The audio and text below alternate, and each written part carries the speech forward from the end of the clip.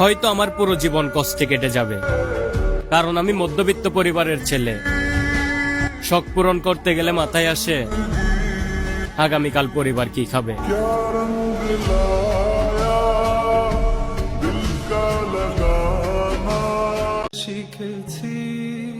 সত্যি বলছি ভাই, লাইফে জাস্ট এতটুকু সফল হইতে চাই যতটুকু সফল হলে পরিবারের যে কোনো প্রয়োজনে আমার বাবা বুক ফুলিয়ে বলতে পারে আমার ছেলে আছে, কোনো সমস্যা নেই।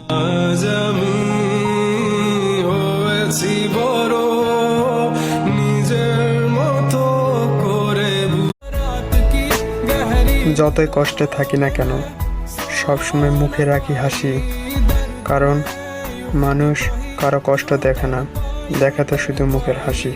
मैंने कभी ना सोचा तुझे, बस रोया यूं ही खुद से।